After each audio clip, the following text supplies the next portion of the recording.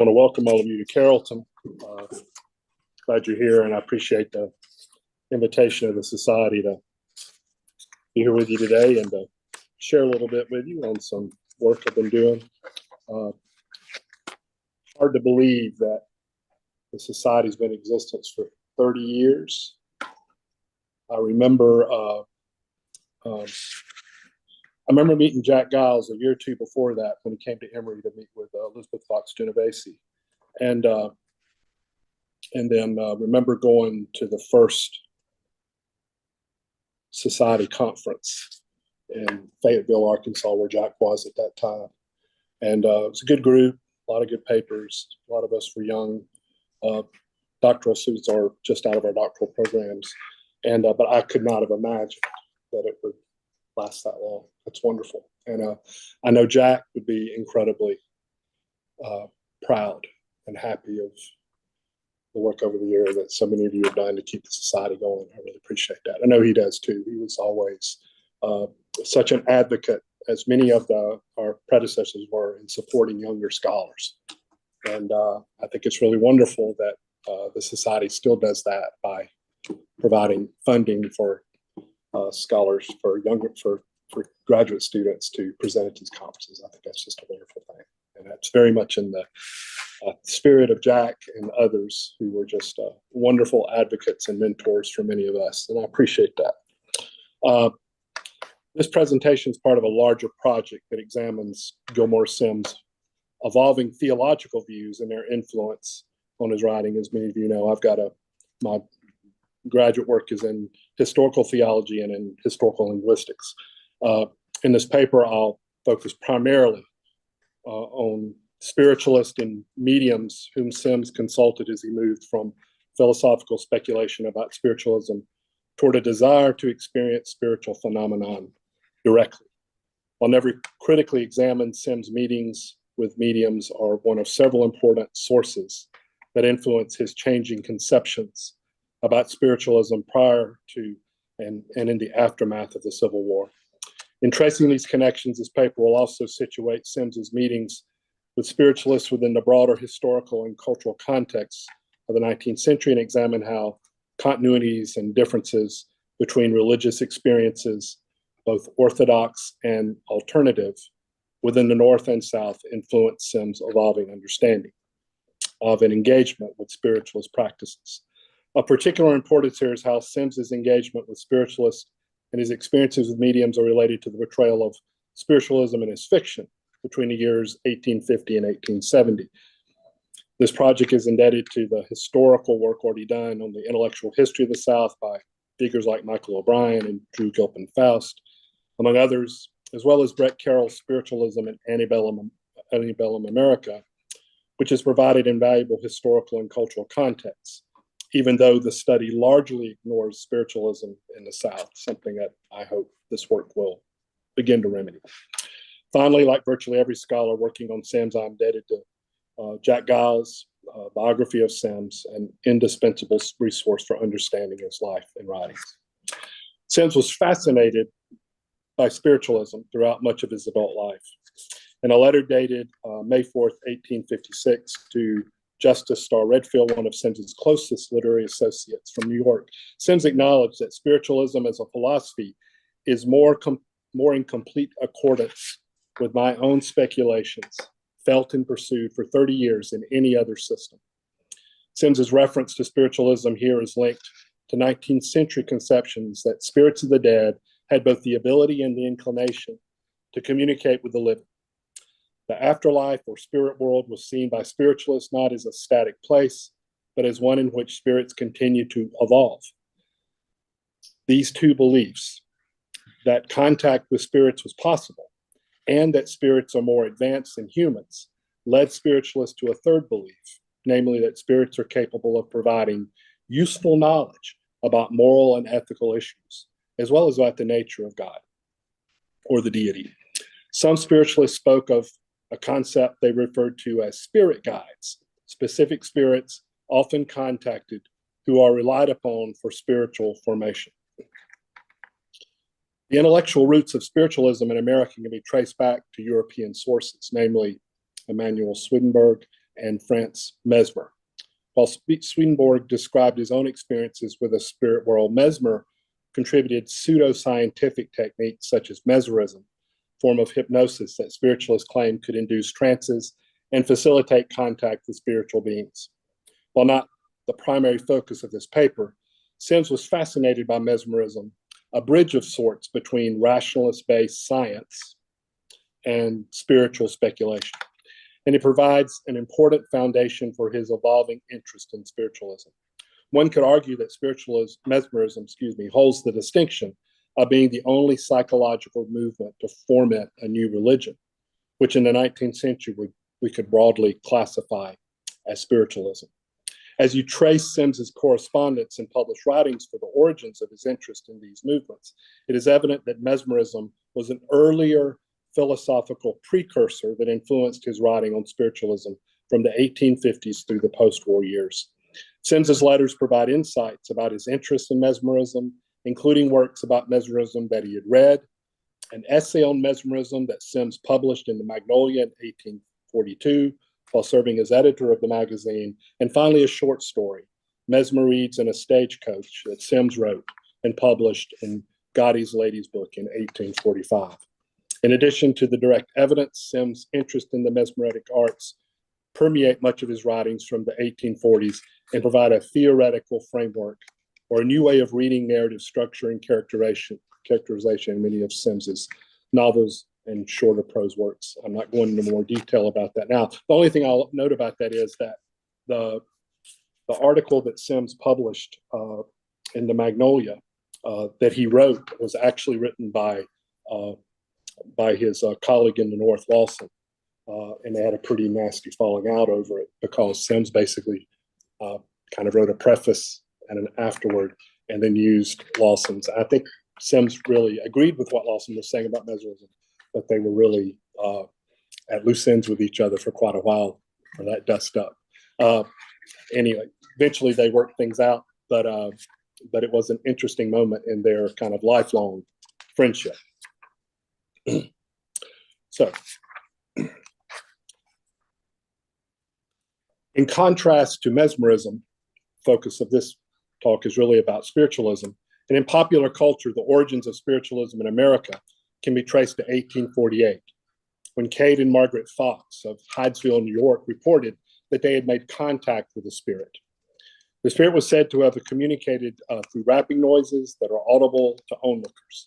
Reports of these events in local and national newspapers turned the Fox sisters into national sensation. Spiritualism flourished for half a century without canonical texts or formal organization, attaining cohesion through periodicals, tours by trance lecturers, camp meetings, and the missionary activities of accomplished mediums. Many prominent spiritualists were women, and like most spiritualists, supported causes such as the abolition of slavery and women's suffrage. In the second half of the 19th century, the credibility of the movement had weakened due to accusations of fraud perpetrated by mediums. However, it is important to note here its widespread popularity during the antebellum era, and most notably for Simms, the large number of participants in spiritualism who were radical Quakers and others involved in the reforming movements of the mid-19th century.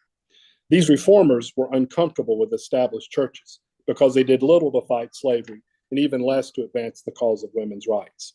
Not all reformers embraced the movement, however. Many abolitionists and reformers held themselves aloof from it, including skeptics such as Frederick Douglass. However, it is striking that Simms, a Southern planter and a vocal advocate of the agrarian South, the institution of slavery and secession, will be drawn to the same kind of spiritualist phenomenon, placing ideologically opposed adversaries within a shared discourse and a similar frame of reference. It probably seems odd to imagine an antebellum Southern planter like Simms associated with Northern reformist spiritualist movements. Certainly, Simms was not alone in his interests. Indeed, much of his correspondence about spiritualism was written to Henry James Hammond, a planter and South Carolina politician who was also one of Simms's closest friends and confidants. However, Simms' interest in spiritualism does encourage us to reconsider many aspects of the religious orthodoxies associated with the antebellum South. While Simms described himself as, quote, sufficiently Christian and held membership in St. Paul's Episcopal Church in Charleston, his theological views were largely unorthodox.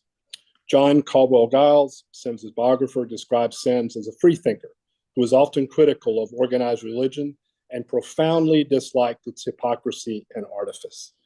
In 1856, the same year that he traveled to New York to meet with several spiritual mediums, Simms wrote reflectively, looking back on his earlier adult life, that, quote, my own mind stubbornly opposed every creed of every Christian church extant. I rejected the New Testament as a religious authority altogether and satisfied myself that the New Testament was, however good, true and good and wise and pure in many things, a wonderfully corrupt narrative.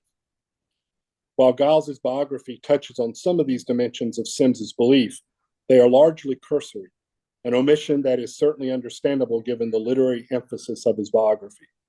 Giles seems uncertain, if not uncomfortable, with these more unorthodox dimensions of Simms' intellectual and spiritual life. The furthest he seems willing to go is to characterize Simms as a free thinker, an atheist who denied Christ's divinity and the Bible's authenticity as a direct word of God, while simultaneously asserting Simms' lifelong commitment to Christian ideals and the Christian rituals and ceremonies, christenings, baptisms, weddings, funerals, that were part of the fabric of the Southern communities that surrounded him. While Simms' observations are true, the absence of any extended consideration of Simms' interest in spiritualism is striking, especially given that one of the longest and most fascinating letters in the existing Simms correspondence was written to Hammond in 1856 and chronicles in extraordinary detail Simms' meeting with mediums while visiting the Northeast. These meetings were not by happenstance, but reflect Simms' extensive literary connections and personal friendships in the North. Simms' interest in spiritualism reinforced these connections to other intellectuals from the North who shared his interest. In 1843, Simms described a journey that he, Fenimore Cooper, and John Pendleton Kennedy made together from New York to Philadelphia. Imagine that, three of them traveling together. I'd love to be on that ride. Along the way, Simms recalled that the conversation fell upon the subject of spiritualism. So interested did all three men become in the discussion that upon reaching Philadelphia, they repaired to the same hotel to spend the night and prolong their speculations. The conversation demonstrates that very early on, Simms was actively interested in the emerging spiritualist movement in America. However, it would be over a decade later in 1856 that his interest turned more toward a desire to experience spiritual phenomena directly. In doing so, Simms would again look to his closest friend and intellectual associate, James Lawson from New York City. Though Lawson and publisher Justice Starr Redfield, Simms was able to arrange several engagements with spiritualists in 1856. In a letter to Hammond, Simms recounted in fascinating detail his meeting with Charles Partridge, a prominent authority on spiritualism, an editor of the Spiritual Telegraph, as well as his attendance at seances with two mediums during a trip to New York earlier that same year. There is not enough time today to present Simms' lengthy descriptions of both seances, although I will note here one narrative strand that runs through both. The first seance was with a talking medium, a man Simms refers to only as Pittee, P-I-T-T-E-E, who was known for channeling one specific spirit from the afterworld. In Pittee's case, an Irishman named Collins. Simms describes in vivid detail the relationship between Pittee and the spirit of Collins, quote, who since his death has fastened himself upon Pittee and prompts his utterances. He is suddenly seized with a sort of jerking spasm, and in his condition, his voice, looks, manner all change, and he speaks to you in a rich brogue of an Irishman. As a test of his veracity, Simms prepares to ask the medium a series of questions that he had prepared in advance with the assistance of his friend, Hammond, his friend from South Carolina. Simms then notes, even as I read, he was seized with one of his jerking fits, and instead of referring to your paper, your queries and my remarks, his Irish double began to speak to me very much in this fashion. Do you see that little girl beside you? She is your daughter. She calls to you. She calls you Papa. She is about 5 years old. She died in the springtime when the flowers were all out. She died of fits, convulsions, and there are red blotches all over her face. The doctor was present. He is a short, stout, big-bellied man with a red face. Now that I see the little girl, she's lame. It's in the hip joint. No. It's in the knees. No. It's in the foot. The foot is wobbled, showing the motion of twisting, wobbled under her. At first, the doctors decided that he would not operate, but afterwards, there was a consultation with another, and they decided to operate. And several doctors came in to help in it. Now, Simms admits, all these particulars were substantially correct.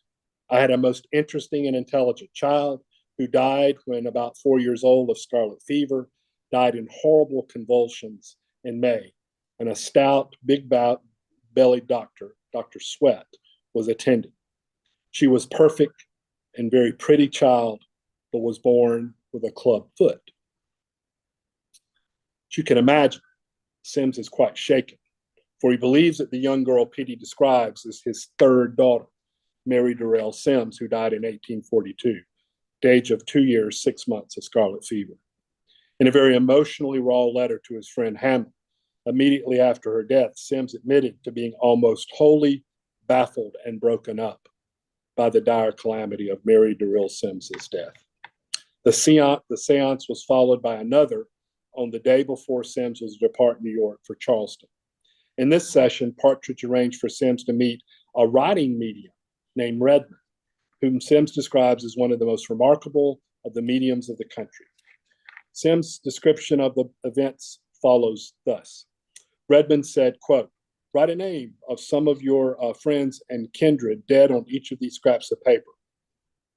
Sundry of these scraps were before us, besides sheets of paper designed for pencil writing. There was a pencil at hand.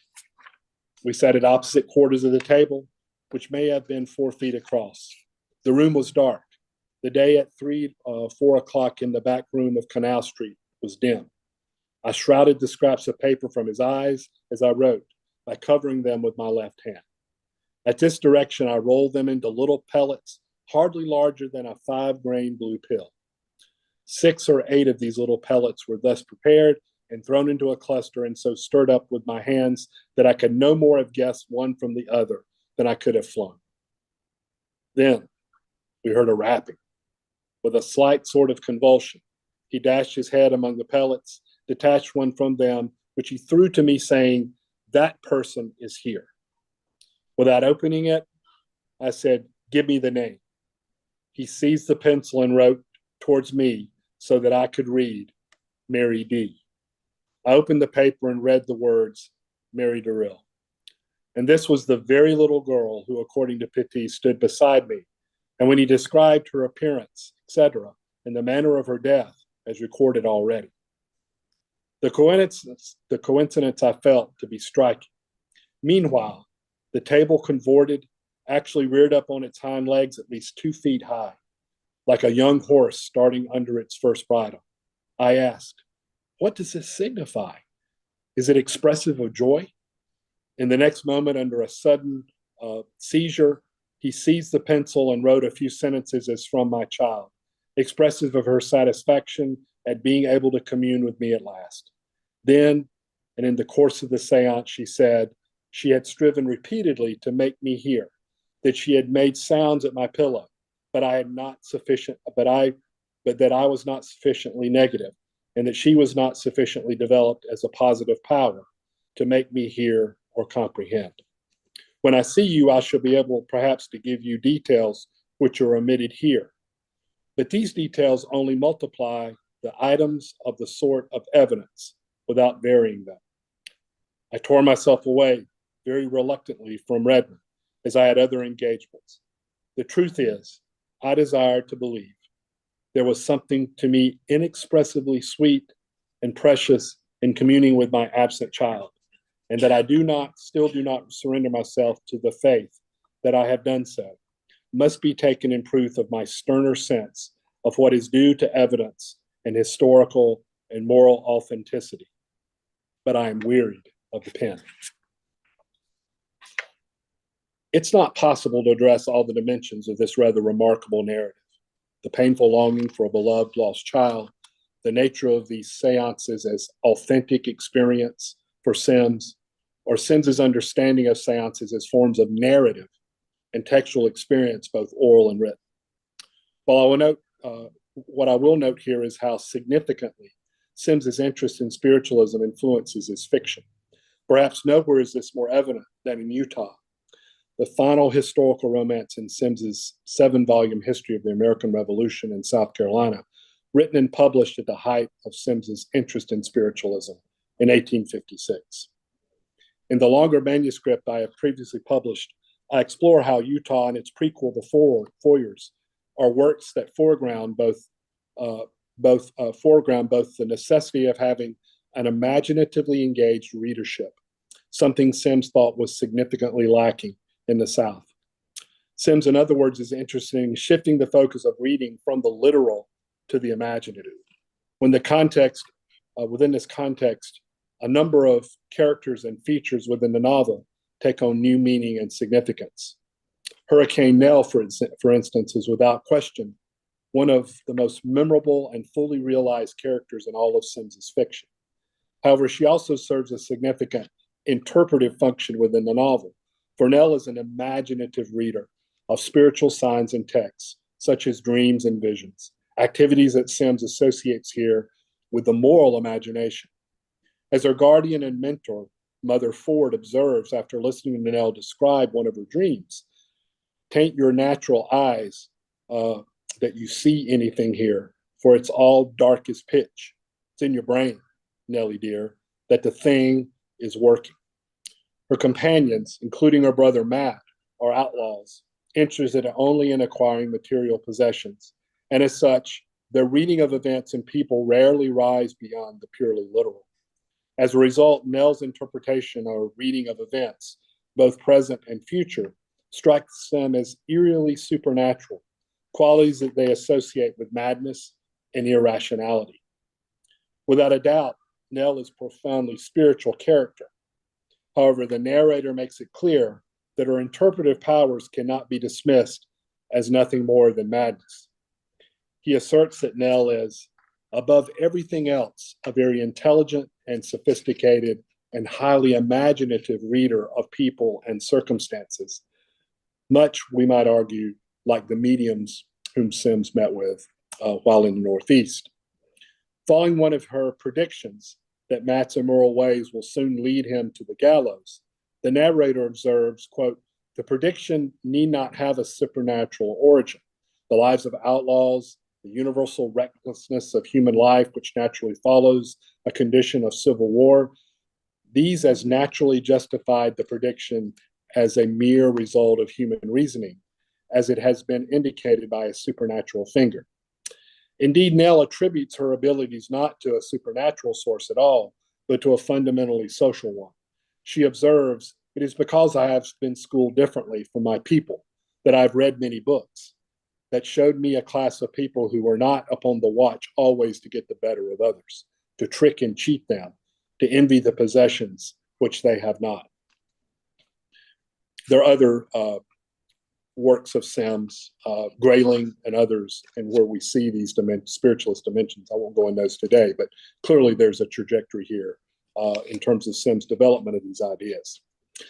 Sadly, less than a decade later, Simms's optimistic faith in spiritualism and in humanity had waned. In Sir Will-o-Wisp, a Faustian folk tale about a writer's conversations with a beguiling demon that Simms left unpublished at his death, he continues to express belief in spiritualism, even though Richard Silex, his alter ego in the narrative, acknowledges that most spiritualists are merely clever frauds. But even if they are authentic, Silex offers this insight.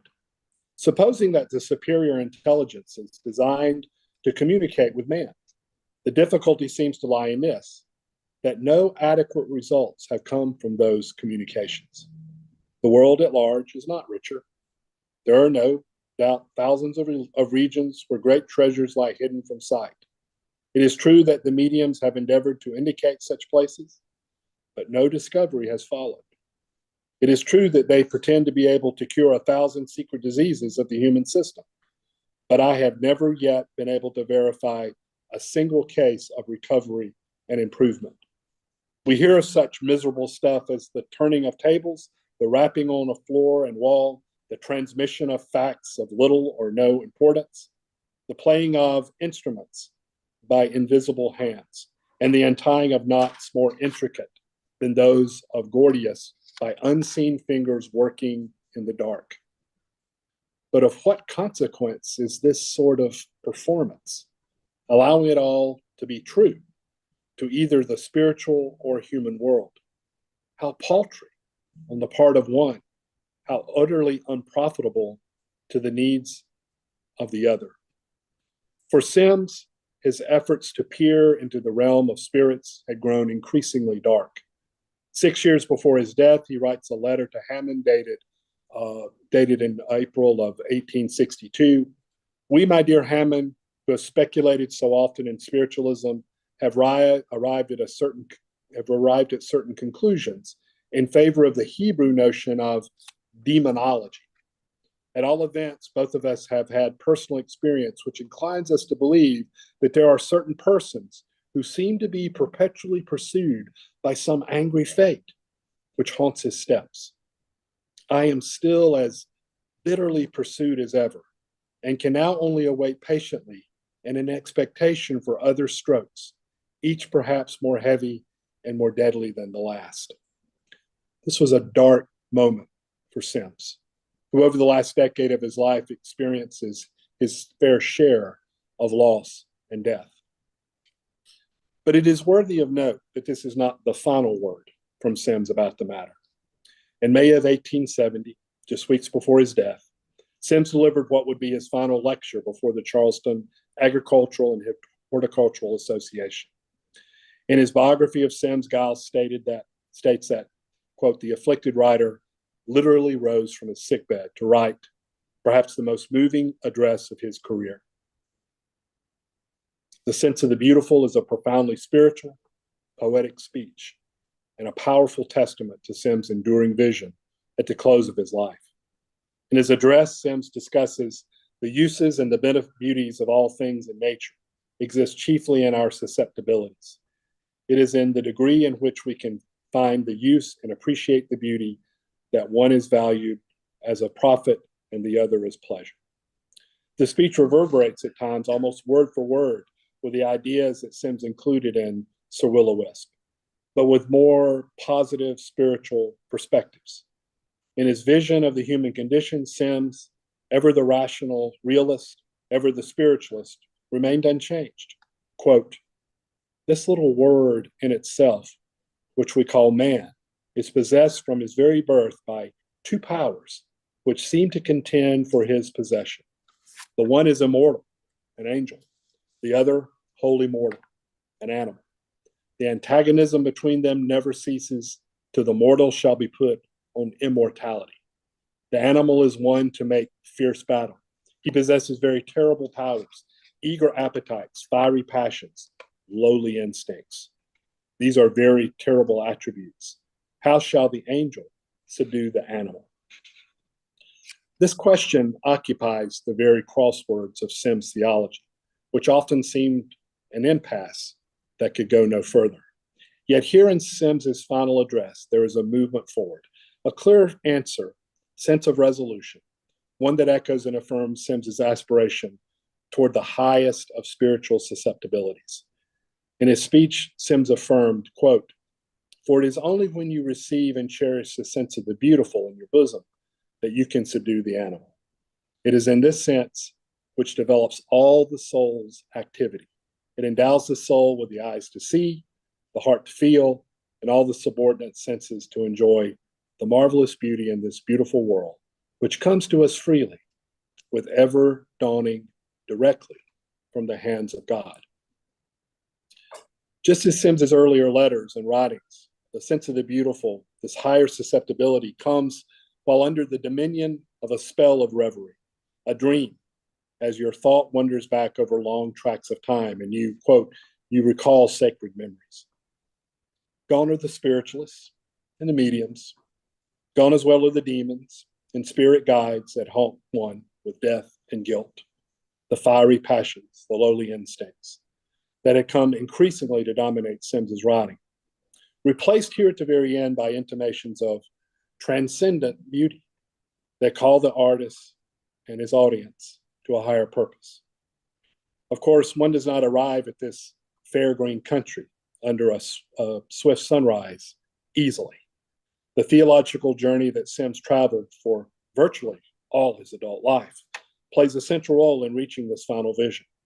For the only true and certain measure of the vision's authenticity is the depth of struggle, hardship, and suffering that precedes it.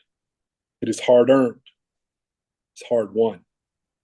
Simms's willingness to wrestle with these private and public angels and demons that pursued him over the course of many years makes his life and his writings a tale worth reading. Thank you.